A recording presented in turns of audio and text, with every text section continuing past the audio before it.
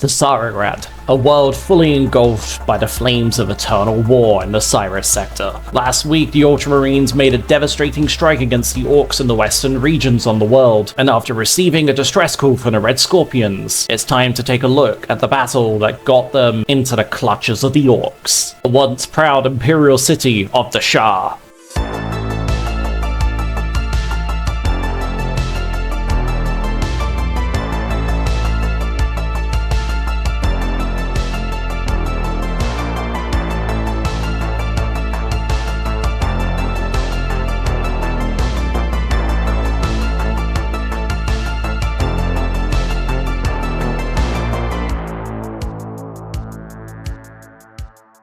Under the oppressive, scorching heat of the skies above, the Red Scorpion force was prepared to stand off and take the hill at Balakai's Rest from the fearsome war boss General Zog. The battle opened with the Red Scorpions delivering a hailstorm of bolt rounds and a missile shot straight at the amassed Orcs in front of them, blasting apart two of their number as the foul greenskins let out a devastating war cry as they hooped and hollered their way down the hill and clashed bitterly with the Red Scorpions in the front barricade of the commander. In the ensuing melee as crude Orc chopper clashed off a Space Marine steel, 3 of the Marines were cut down immediately, with the rest of the squad battling hard back against the foul greenskins. The commander revved up his chainsword and disemboweled an Orc as he attempted to climb off the barricade, and another Marine cracks another skull open with a swing from his trusty bolter gun.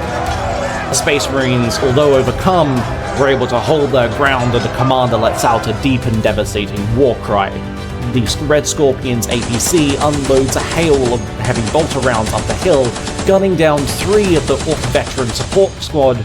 As they quickly steady themselves, they deliver a foul blast of Xenos technology at the APC, absolutely devastating it, causing it to explode in a mighty fireball that shakes its surrounding ruins as the once proud vehicle burns onto Tsara-Grad.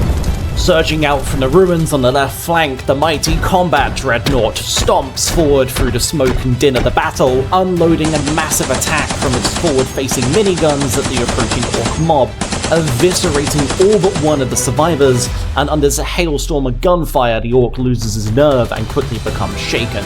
General Zog, seeing the commotion down the hill, orders his men to hold their ground, and on the far right flank, a Red Scorpion squad charges forward, preparing to meet the Orcs head-on, as turn 1 comes to a close. With the immediate Orc threat dealt with, the Marines can now move forward up the hill in an attempt to kill the war boss and capture the vital position for the betterment of the company. The support Orcs, wasting no time, immediately let loose another devastating barrage of fire, with the heavy laser gun immediately gunning down 2 of the Marines, and a missile shot flies past the sergeant, blasting a Marine to sunder. However, these men are unfazed and continue to hold their ground, delivering their own devastating attack back at the Orcs, unleashing a hailstorm of Promethium and bolter rounds, which guns down the last 2 of the Orcs as a bolter round blows out the brains of the rocket launcher greenskin. It burns! It burns! General Zog's men choose to hold their position and allow the Marines to close in. The valiant commander surges forward, and his men pivot to kill the last pesky greenskin to make sure he wouldn't be a problem if he returns. We're being shot up, boss! The combat Dreadnought's marching pistons kick in, and it surges forward up the hill, ready to join its brothers in the bitter battle that is to come, as turn 2 comes to a dramatic close. Turn 3 opens with General Zog's men surging out from their barricades, preparing to meet the Marines head-on. Oi, Beaky! This is my hill! This is my city!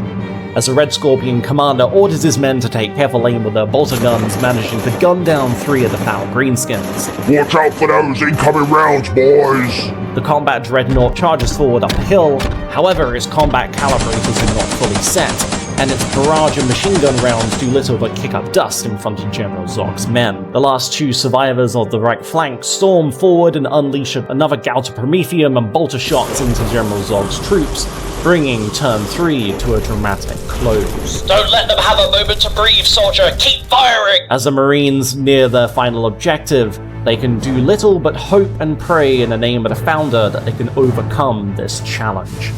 General Zog bellows an order to his men to open fire at the Dreadnought, with machine gun rounds tinning off the metal construct and bringing him down to 3 wounds, as his own heavy plasma shot reduces the Dreadnought's combat output even further. Only through death will I find salvation. Blasting its warhorn, the Dreadnought stomps up the hill and clashes bitterly with the orcs, smashing one underfoot and crushing another with his devastating power fist. Purge the unclean, kill the Xenos and the heretic. However, General Zog's men laugh as they surround this valiant warrior of the Imperium and hurl a sacred charge into his back, detonating violently and forcing the great combat walker to crash, showering the battlefield in debris from the mighty explosion. A squad of red scorpions hurl themselves into General Zog's men, landing a myriad of blows against the orcs as the sergeant cleaves the greenskins' skull apart with his chainsaw attack, yet it is not enough to overcome the foul greenskins, and they swing back wildly at the Marines. However, not a single hit manages to land, and under threats and curses of General Zog, the orcs hold their ground. The commander's men then charge up the hill straight into the orcs, as the Marine with the power fist throws an orc over him, knocking the sergeant to the ground. He crushes 2 more greenskins, forcing the orcs to meet them in brutal melee combat. In the returning barrage of attacks, they manage to cut down the sergeant's surviving retinue and inflicting a grievous wound against the commander himself. We shall not be overcome! Fear not! However, with both sides having spent all they could possibly give in this battle, the Marines came to the sudden realization that their assault to capture Dashur from the orcs had been a failure. The Red Scorpions did manage to get off a distress signal to a nearby Ultramarines force, and despite their valiant attempts to take the city, their sacrifice would not be enough to secure victory in this sector. With all hope seeming lost with these now captured warriors of the Imperium, they were taken over to an orc base to the west, where a mighty war boss awaits their arrival, the one and only Ghazghkull Manthrakka. Tune in next week as the Ultramarines close in on the Red Scorpions' homing beacon as they prepare to launch a devastating raid to liberate their allies and potentially cut the head off the Hydra before this war has a chance to spiral out of control.